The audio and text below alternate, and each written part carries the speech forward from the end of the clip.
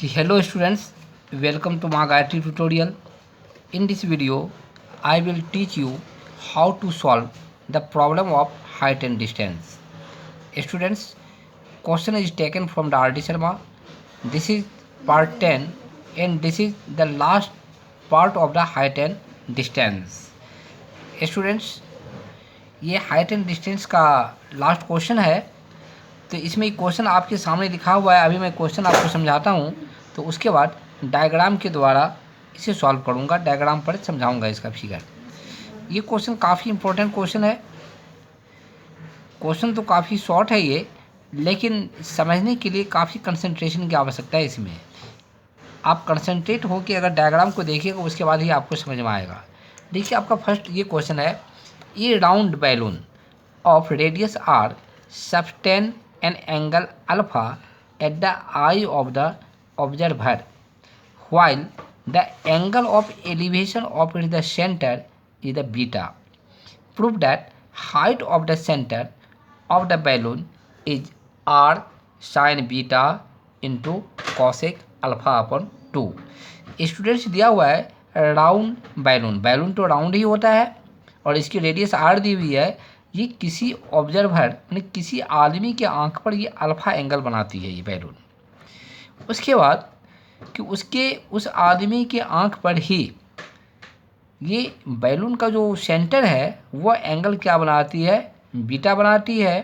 तो आपको प्रूफ करना है कि ग्राउंड से तो बैलून की हाइट मैंने बैलून के सेंटर का हाइट जो होगा r sine beta into cos alpha upon 2 होगा।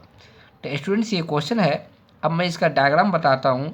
इसका डायग्राम को समझना कि बहुत ज़्यादा इम्पोर्टेंट है। अगर डायग्राम समझ में आ गया तो ये क्वेश्चन सॉल्व करना आपके लिए काफ़ी इजी हो जाएगा। तो चलिए देखिए, मैं डायग्राम बताता हूँ।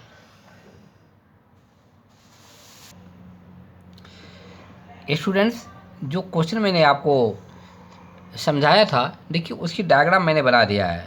इस क्वेश्चन में मैंने बताया राउंड बैलून है जिसकी रेडियस आर है और जो कि ऑब्जर्वर के आई पर अल्फा एंगल बनाता है। जिसकी देखिए इसकी डायग्राम ये है। देखिए ये बैलून है आपकी, जो कि राउंड बैलून है। इसकी रेडियस कितनी है, आर है। ऑब्जर्वर जो है आपका पी पॉइंट पर है। तो बैलून के द्वारा ऑब्जर्वर की आंख पर अगर एंगल अल्फा बनाया जाता है तो इसलिए क्या करना होगा कि बैलून से 2 टेंजेंट ड्रॉ करनी होगी। फर्स्ट टेंजेंट ये हुआ, ए से चल रही है, दूसरी टेंजेंट बी से चल रही है। तो दोनों टेंजेंट आके कहाँ पर मीट कर रही है, पी पे। आप मान लीजिए पी पर कोई ऑब्जर्वर है, तो ये दोनों टेंजेंट यहाँ पर जितनी एंगल बनाती है अल्फा, इसी को बोलेंगे बैलून के द्वारा ऑब्जर्वर के आँख पर बनाया गया एंगल। ये तो क्लियर है, ज़रूर आपको समझ में आया होगा। दोनों टेंजेंट जितना एंगल बनाती है उसको बैलून के द्वारा बनाया गया एंगल ऑफ एलिवेशन कहेंगे, जो अल्फा है, और ये ऑब्जर्वर की आंख पी पर बनाया जाता है। अब देखिए नेक्स्ट पॉइंट आपका लिखा हुआ है लेकिन ये बैलून की सेंटर तो वो है, इसका एंगल जो है इसी ऑब्जर्वर के आंख पी पे इसी सेंटर के द्वारा बनाया गया एंगल जो है बीटा है। इसीलिए क्या करना होगा, ओ से आपको पी को मिलानी होगी, सेंटर से पी को मिलानी होगी, और ये लाइन जो है यहाँ पर एंगल कितनी बनाती है, बीटा। तो इसको बोलेंगे सेंटर के द्वारा मैंने बैलून के सेंटर के द्वारा ऑब्जर्वर के आंख पर बनाया गया एंगल बीटा है। क्लियर है। तो आपको बतानी है सेंटर की जो ऊंचाई है, सेंटर की ऊंचाई के लिए मैंने क्या किया, ओ से परपेंडिकुलर ड्रॉ किया ओ एल, और ये सेंटर की ऊंचाई हो गई ओ एल। इसे प्रूव करना है, ये आपका r sine beta cos alpha है, कॉस अल्फा अपन 2 है। देखिए मैंने यहाँ पर लिख दिया है, यहाँ पर मैं अंडरलाइन कर देता है जो आपको याद रहेगा। यहाँ पे r sine beta into cos alpha upon 2, ये सेंटर की हाइट होगी जो आपको प्रूव करना है। अब देखिए, तो अब इसको प्रूव करने के लिए क्या करना होगा, पहले ट्रायंगल आपको ओ ए पी लेके चलनी होगी। एक चीज़ और देखिए, ये भी टेंजेंट है, ये भी टेंजेंट है, और ओ से मैंने पी को मिलाया तो ये ट्रायंगल 2 पार्ट में डिवाइड हो जाते हैं ना। तो दोनों ट्रायंगल यहाँ पर कंग्रुएंट हो जाता है। दोनों ट्रायंगल के माने कि ओपी जो है दोनों ट्रायंगल को 2 इक्वल पार्ट्स में डिवाइड करता है। मतलब कि दोनों ट्रायंगल कंग्रुएंट है, तो इसका मतलब हो गया this angle equal to this angle, ये दोनों एंगल इक्वल होंगे। क्योंकि ये पूरी एंगल तो अल्फा बनी हुई है, तो दोनों एंगल हाफ हाफ हो जाएगा। तो ऊपर का एंगल जो है ये भी हो जाएगा अल्फा अपन 2, नीचे का एंगल ये भी हो जाएगा अल्फा अपन 2। करेक्ट, मतलब इसको आप लिख ही लीजिए। एंगल आपका ए पी बी, नहीं तो एंगल ए पी बी ये तो आंख पर बनाया गया कौन, अल्फा है। लेकिन ओ पी लाइन इसको 2 इक्वल पार्ट्स में डिवाइड करती है, जिसके कारण ये एंगल इक्वल हो जाएगा। तो दोनों इक्वल हो जाएगा, तो इसको लिखना होगा एंगल ए पी ओ। देखिए therefore angle A P O equal to angle क्या हो जाएगा, बी पी ओ। तो angle B P O equal to क्या होगा, दोनों एंगल अल्फा का हाफ हो जाएगा, तो इसको लिखेंगे अल्फा अपन 2।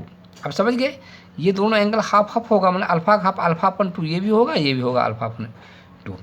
इसके बाद सेंटर के द्वारा बनाया गया एंगल जो होगा ये ओ पी एल, तो ये एंगल क्या है, बीटा है। चलिए इसको भी लिख लीजिए आप कि angle O P L equal to beta, इसको कहेंगे बैलून का सेंटर द्वारा बनाया गया एंगल या एंगल ऑफ एलिवेशन। क्लियर है। अब ये जो ट्रायंगल मैंने लिया है ओ ए पी लेके चला है, इसमें ये एंगल कितना है, अल्फा अपन 2। एक ये एंगल क्या है, अल्फा अपन 2, ये एंगल अल्फा अपन 2 है। क्लियर है। अभी एक चीज़ और ध्यान रखिए, आप जानते हैं कि radius is perpendicular to the tangent, तो ये आपका पी ए टेंजेंट है और आपका ये क्या है, रेडियस है। तो रेडियस तो टेंजेंट पर परपेंडिकुलर होता है, इसका मतलब ये एंगल कितना होगा, 90 डिग्री। अगर ये 90 है तो इस ट्रायंगल के लिए ये आपका क्या होगा, हाइपोटेनस होगा, और इस एंगल के लिए ये क्या होगा, सामने की साइड परपेंडिकुलर होगा। चलिए इस ट्रायंगल में ट्रायंगल ओ ए पी में देखते हैं ये क्या है, इस एंगल का साइन लेके चलते हैं, साइन अल्फा अपन 2। अब जानते हैं साइन थीटा इक्वल टू क्या होता है, परपेंडिकुलर अपॉन हाइपोटेनस। इसके लिए परपेंडिकुलर क्या है आपका, ए ओ है, तो इसको लिखेंगे ए ओ अपॉन हाइपोटेनस। तो हाइपोटेनस क्या है आपका, ओ पी, हाइपोटेनस क्या है, ओ पी। क्लियर है। अब देखिए ए ओ जो है आपका, ए ओ तो रेडियस दिया हुआ है, रेडियस आर है, तो इसको मैं लिखा आर इक्वल टू क्या होगा आपका, ओ पी। अब क्लियर है, यहाँ पे देखिए फिर से साइन अल्फा अपन 2, देखिए मैं यहाँ लिखता हूँ, ये क्या है, sine alpha upon 2 equal to क्या हो गया आपका, ये आर हो गया और नीचे में क्या है, ओ पी। चलिए इसको, इसके नीचे कुछ नहीं तो 1 है, मैं क्रॉस मल्टीप्लाई कर रहा हूँ इसे, तो ओ पी इक्वल टू क्या होगा, मैंने ओ पी को लिखा है यहाँ पे, ये आर है, ओ पी को यहाँ लिखेंगे तो ये तो नीचे आ जाएगा, इसको लिख सकते हैं 1 upon sine alpha upon 2। Clear है।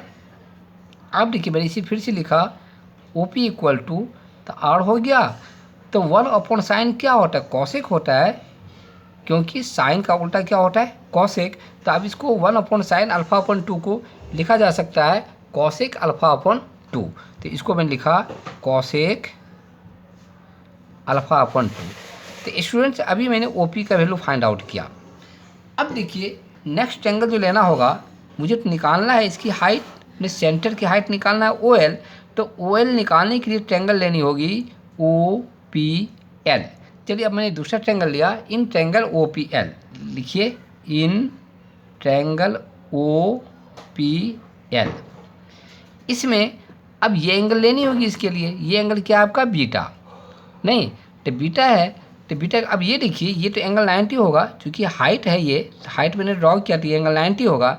मैंने अगर इस ट्रायंगल को लेके चला मैंने, नहीं तो इस ट्रायंगल के लिए ये क्या हो जाएगा आपका, हाइपोटेनस हो गया ये, ठीक है, और इस एंगल के लिए क्या होगा, परपेंडिकुलर हो जाएगा। तो चलिए अब चलते हैं साइन बीटा लेते हैं, sine beta, sine beta equal to क्या होगा, परपेंडिकुलर, परपेंडिकुलर है आपका ओ एल अपॉन क्या होता है, हाइपोटेनस, हाइपोटेनस क्या होगी इस ट्रायंगल में, ओ पी है, नहीं ओ पी है। अब देखिए मैंने लिखा ओ एल, और ओ पी की वैल्यू मैंने यहाँ पर फाइंड आउट किया है, क्या फाइंड आउट किया है, r cosec, cosec alpha upon 2। अब स्टूडेंट ध्यान दीजिए आप, साइन बीटा इक्वल टू क्या हो गया, O L upon r cosec alpha upon 2। इसके नीचे में कुछ नहीं क्या है, 1 है। अब देखिए इसके साथ नहीं, इसको हम क्या करेंगे, क्रॉस मल्टीप्लाई करेंगे। तो ओ एल को मैंने 1 से मल्टीप्लाई किया तो ये क्या आ जाएगा, ओ एल आ जाएगा। और साइन बीटा को इसके साथ मुझे मल्टीप्लाई करना होगा तो ये क्या है आपका, ये आर है आपका, मल्टीप्लाई के ये साइन बीटा यहाँ लिखिए और इंटू ये हो गया आपका कॉसेक अल्फा अपॉन